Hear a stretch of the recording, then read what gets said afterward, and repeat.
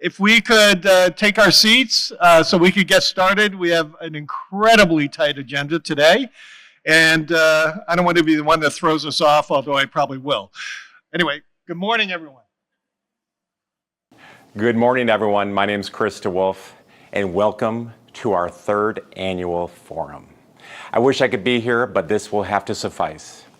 You know, we started this journey in 2017, and we started this journey really reflecting on the following.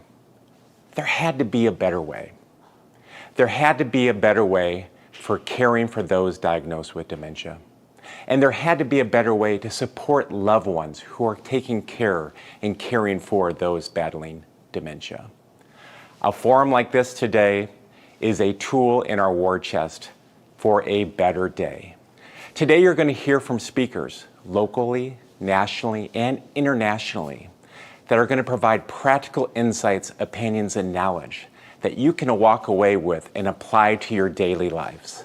I hope you're really charged up and excited. My hope for you today is that you leave with a practical insight that can make your day better when you leave here. I also hope you leave here today having met someone new. You never know what you can learn from a stranger, and you also never know the impact you can make on someone else's life. Have a phenomenal day, and thank you for being here. And we'll have a pivoting faucet with a pull-out, so you can shower out there if you want, you can wash off a bike if you want. Something unique and life-changing is happening here in this outbuilding on Dave and Patty Sherman's rural Solon property. About 9 months ago, they embarked on a shared mission. So we came up with this idea for this camper van conversion. Like I said, I'd always been intrigued. It did seem like something we could do once you explained it, because I don't know how helpful I'm going to be, but but I have learned some skills. Oh, you have learned a lot of skills. Dave and Patty are converting a Ford cargo van into a 4-season, fully equipped, off-the-grid travel vehicle. With solar power, a 30-gallon water tank, induction cooking, refrigeration, sleeping quarters, and its own Wi-Fi and Bluetooth connection. We've got a whopping 60 square feet to get everything in. At its very core, this vehicle is the vessel for taking Dave and Patty from where they were to where they are today. A few years ago, after some concerning signs and a trip to Mayo Clinic, Patty was diagnosed with early-stage Alzheimer's.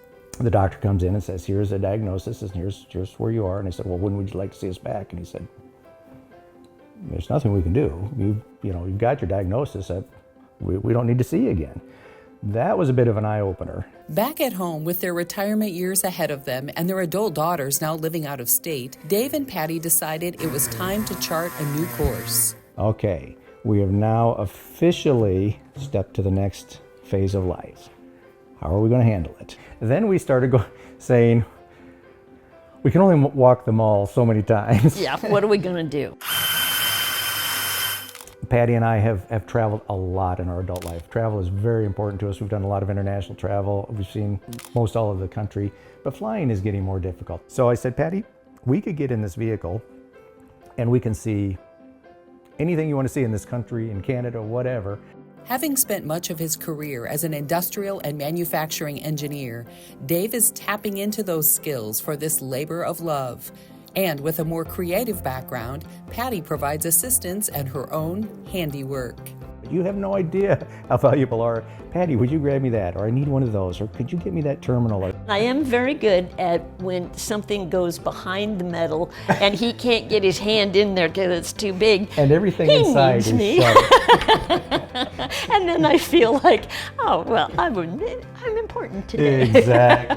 While the Shermans have platted out a couple of potential trips in their renovated van, they say this project is so much more about the journey than the destination.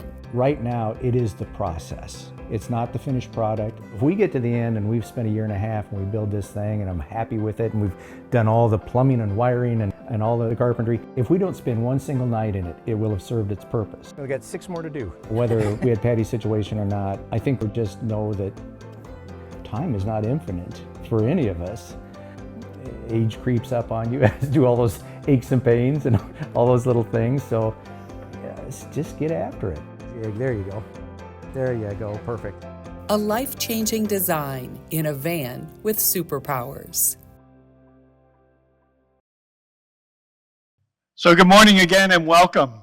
For those that I may not know, I'm Tim Charles, and I am very pleased to continue to be closely associated with the evolution of the DeWolf Innovation Center for Aging and Dementia. I want to welcome you here, but I also would like to welcome our audience that is at the downtown Cedar Rapids Library. We are actually beginning to extend our reach, so there is a gathering there, and we have individuals that are plugging in from home. So this is a way to begin to expand our audience. I want to tell you that I'm going to say publicly it's official. I am a graybeard. I am a silverback, and in my dreams I'm a silver fox, but I think that's only in my dreams, only in my dreams. But it's caused me to ponder this question, and the question is, do I want a life full of years or years full of life? And in pondering that question and digging into it more deeply, what I've had to face into are both the possibilities of this new stage of life that I'm in, but also the challenges. And one of those that I've had to address right from the outset is my own ageist belief systems. And what I'm discovering is clearly I'm not alone. There are 10,000 individuals joining me every single day as the boomers move into this age cohort. And I continue to just listen to what it is that's going around me. And while this is not political, I want to say that I reflected and have been reflecting on this past election and trying to understand what messages have come out of that, particularly as it pertains to this age cohort that we're most concerned with, the olders. And what I'm hearing is concerns about financial fragility, and I'm hearing concerns about safety, and I'm hearing concerns about the security that they may have been anticipating with Medicare and Social Security, and I'm hearing concerns about the nature of their communities, particularly in rural communities as we have here in Iowa. And that's led me to an understanding of 5 priorities, which I think are priorities that are shared by this center, and it's the reason that I remain engaged. And those priorities are reforming healthcare, particularly as it pertains to the aging community, and particularly in addressing the needs of caregivers. And by the way, there's 75 million unpaid caregivers in this country, over 11 million of which are caring for individuals with dementia. This is a huge deal. The second area is to redress aging into poverty. It doesn't need to happen. The third area is redesigning homes and communities such that individuals can age in place, age in their communities. The fourth area is, and this is one that I'm particularly engaged in, is repurposing retirement. I think we need to change our entire conversation about that. But lastly, as all change begins within, it's really getting after this notion of ageism. This center is committed to all of those priorities. There's a lot of work yet to be done, and our next steps are in expanding the reach of the good work that is being done here, beyond just Cedar Rapids, beyond just the state, into other arenas across the country. And as you'll hear, what we're doing in this center is being replicated in other parts of the world. We're going to hear in a moment from an individual from Ireland.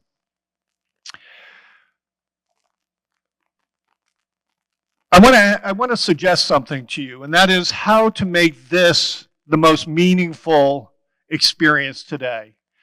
And what that is, we tend to come to these events and it's like hopping on a train.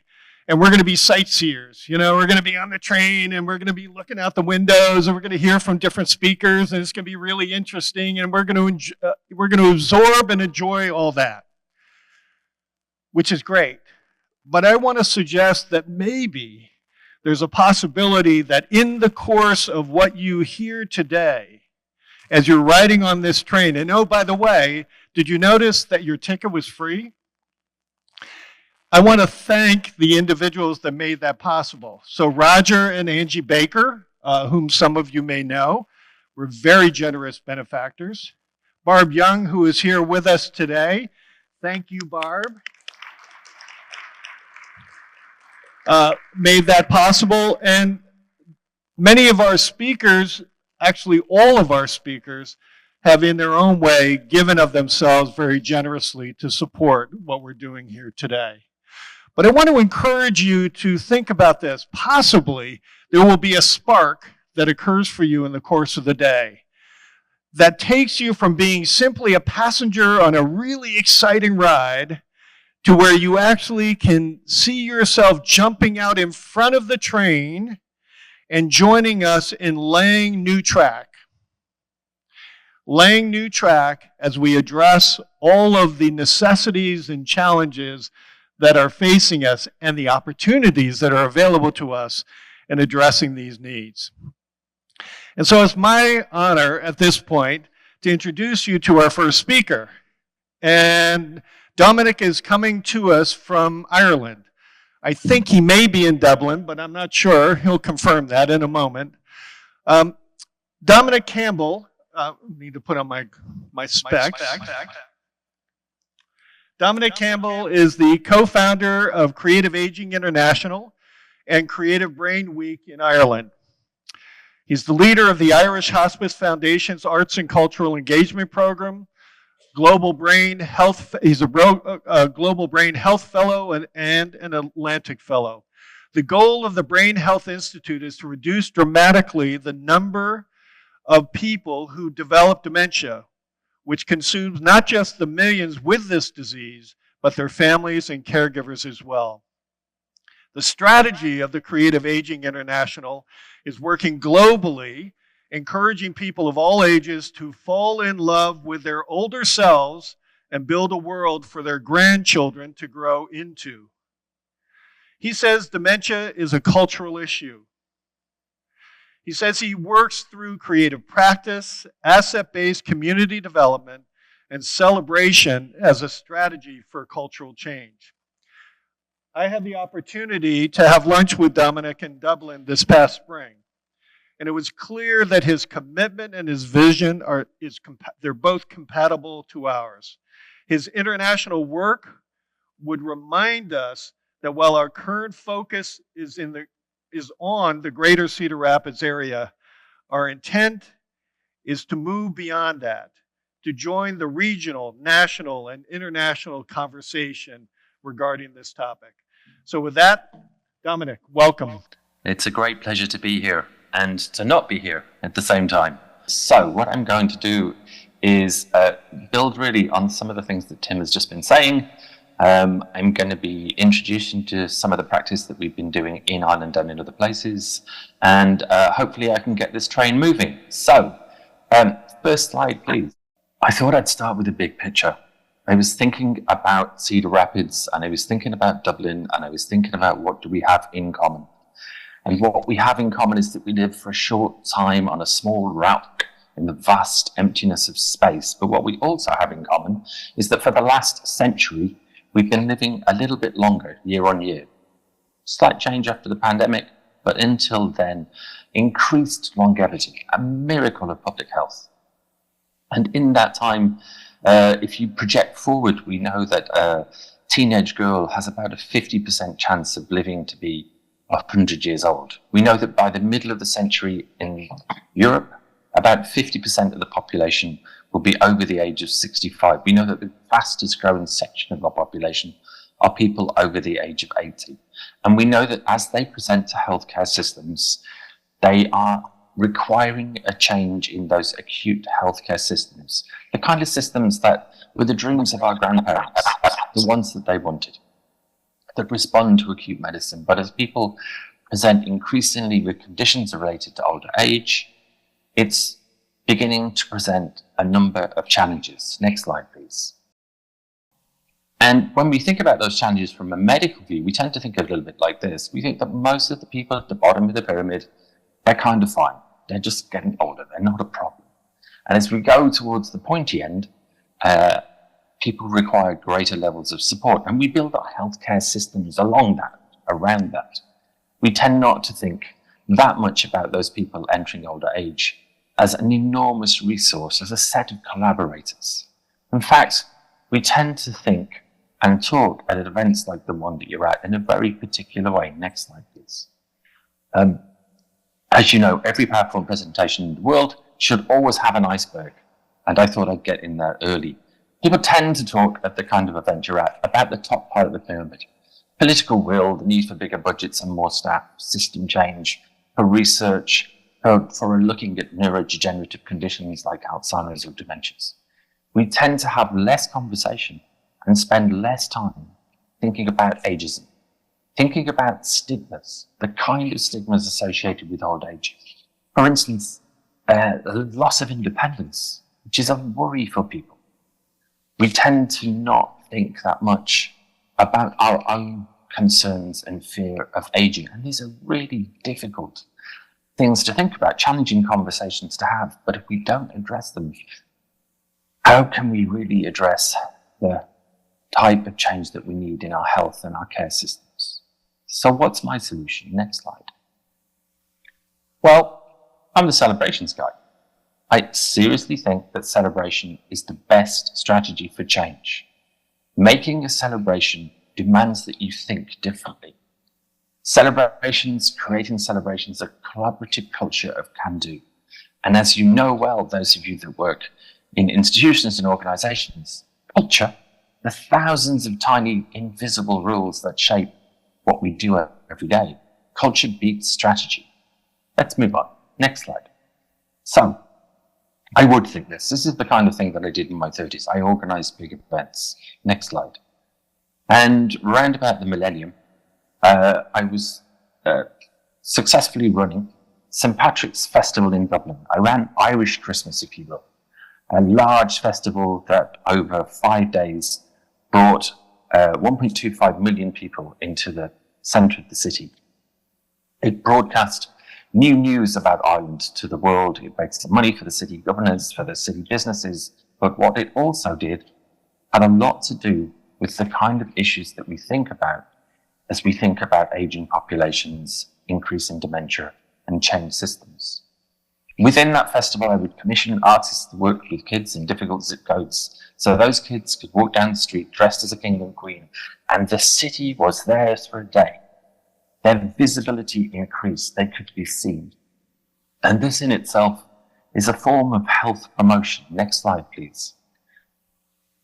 I'm not the only person thinking about this, and I'm not the only person working on this, and in the next year you'll see a great number of changes. There'll be a series of Lancet articles on the role of creativity in non-communicable disease, but people have been talking about this for a while. Back in 2012, Richard Smith, the then editor of the BMJ, British Medical Journal, said, if health is about adaptation, understanding and acceptance, then the arts may be more potent than anything medicine has to offer.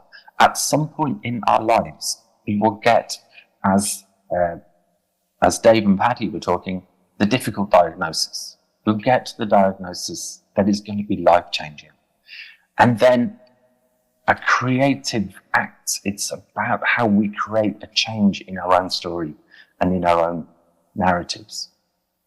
And what we've been doing, next slide, in Creative Aging International, is looking at how can we show and tell that.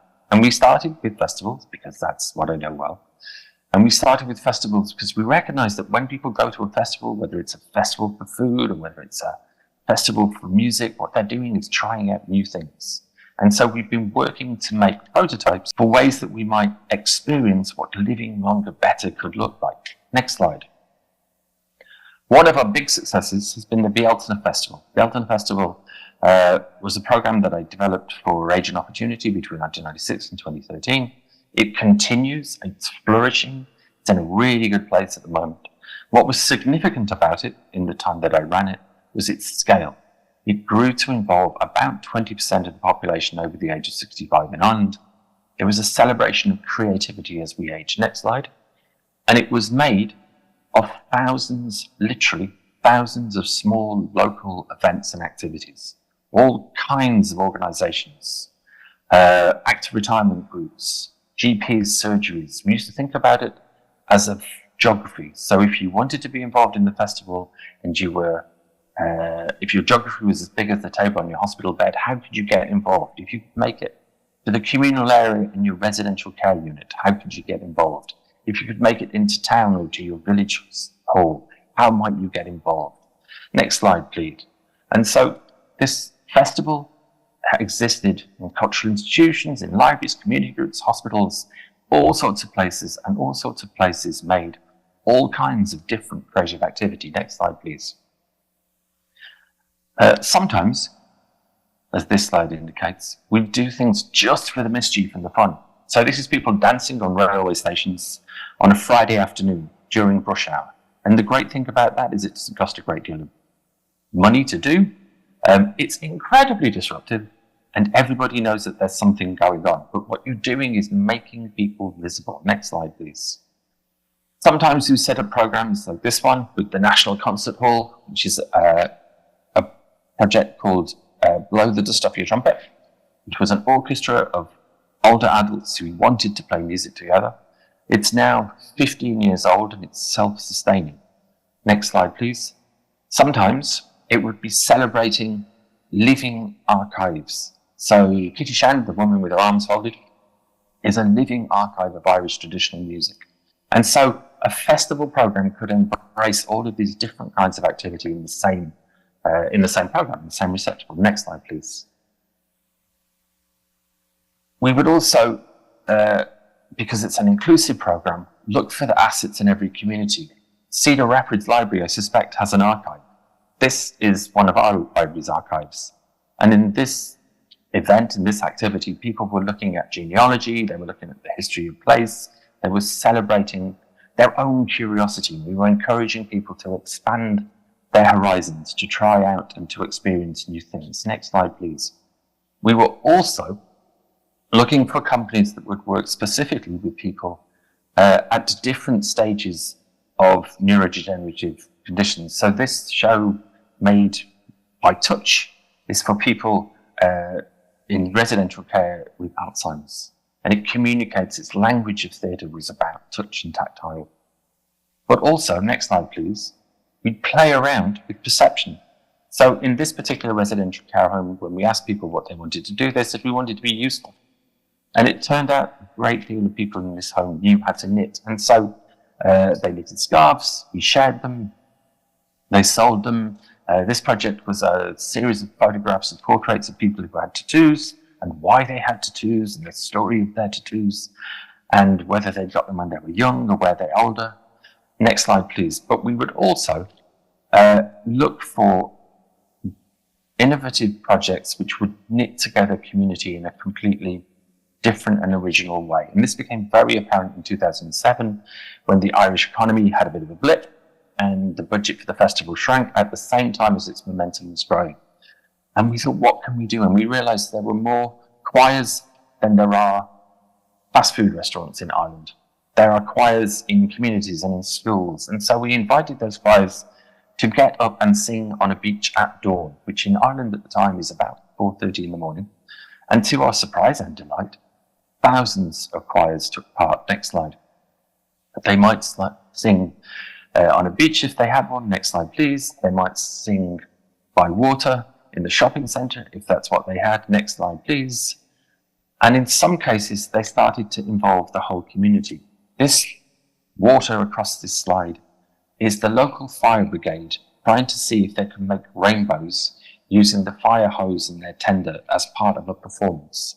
So what the active retirement groups, in this case, the choirs, were doing was starting to reorganize the relationships between existing organizations within every community. Next slide, please. And that's the great genius of festivals. They're social levers. So during the festival period, we would put on events, we would promote them, we would celebrate them. And outside of the festival period, we would build on those new relationships. We would take someone from one part of the country, maybe from an active retirement group, to meet active retirement experts in another part of the country. We would get them to talk about what they were learning. We would promote them as the ambassador of their own expertise, understanding, and excellence. There were places, next slide, where people and institutions could reorganize their relationships. They were knitting together community. They were knitting together all sorts of existing provision, and they were self-educating. Next slide, please. They were also values-driven. This slide was a show that was made about the lives of older gay men from small Irish towns, homosexuality decriminalised in London about 1996. And so these were people whose lives had been invisible, and making their lives visible as part of a festival which celebrated all older lives was significant and had significant impact on across generations. Next, please. We evaluated the program. We did an economic evaluation. And what that showed, next slide, is that these projects, these kind of initiatives, are catalytic. They have an impact on individuals, quality of life, self-esteem, which endures beyond the actual event. I love the quote. And then in the evenings, I can paint for a few hours. It makes life a lot easier to live, I think, if you have interests. I think what kills people is lack of interests. So this idea that you could grow at all ages and continue to grow became part of the festival. Next, please. It also started, as I said, to blur the relationships. It has broken down the walls of the hospital, and it's involved everyone, especially the community. The hospital started to see that this festival was a device for inviting community engagement in ways that weren't just about medical needs. Next slide, please. And this scaled up. So in 2014, the year that I left, the National Positive Aging Strategy named culture as a given element, as a strategic device in changing the provision, support, and behaviour of Ireland as it ages. Next slide, please. So for individuals, there's a fairly straightforward pathway. People who may be alone and at home and depressed are referred to events. They discover a new interest. In this case, we used singing as an example, and they sing. And they go from being Ron the patient to Ron the singer. Next slide. But you can also do that with institutions. So this is Ron on stage with the National Concert Hall. Next slide. In the National Concert Hall. Next slide. And this project began here. This is a food bank. Over the course of 2 years, a singer-songwriter visited the food bank, wrote songs, did a small concert, and then the group at the food bank decided that what they really wanted was to perform in the big, shiny national institution, and so we did that. And this relationship has, the changing dynamic of the relationships is really significant, and you can play with all of those expectations. Next slide, please. If you can identify the assets that already exist in your community. So if you approach any community with abundance built questions, what is there already there that you can build with? What can we play with? Rather than what isn't there, what don't we have? It creates the possibility of extraordinary adventures and transformations. Next slide, please. One last example. In Southeast London, in the middle of the city, we founded an arts group. And the group meets like a knitting group might meet, or a choir might meet once a week. Increasingly, this is a frail group of people who are supported to travel there. And sometimes they do what you might expect an older people's arts group to do, and sometimes, next slide, they go on extraordinary adventures. So here they were exploring circus. Circus is all about risk. Old age is all about risk. Circus is all about balance. Old age is all about balance. Next slide. But what's interesting for this group next, okay, is the way that this group is built. And so that group is built by a small number of leads who work with a larger number of volunteers who work with a larger number of older adults. And over time, that single group was replicated in several miles down the road, and then another group that was replicated in residential care using the same model. Small number of leads, larger number of volunteers, larger number of participants. And over time, the interaction between those different groups changes the neighborhood. And we believe that this really is the way that transformation happens, the way that scale happens with this work. Initially, it's about making people curious. What is it that you do? What is that project? What is that thing? Why are you asking me to come and celebrate old age? That's a crazy idea. But then people get inspired. They get quite excited. And if you can engage and then give them the skills to do something for themselves, their first instinct is to share, is to show off, which makes other people curious. They are inspired, they're engaged, skilled up, shared. And so you develop a dynamic process of transformation. This, I think, you can do. I think in Cedar Rapids, with Tim's 5 Ps, you're already halfway there. And I wish you the best of luck as it continues to develop. Thank you.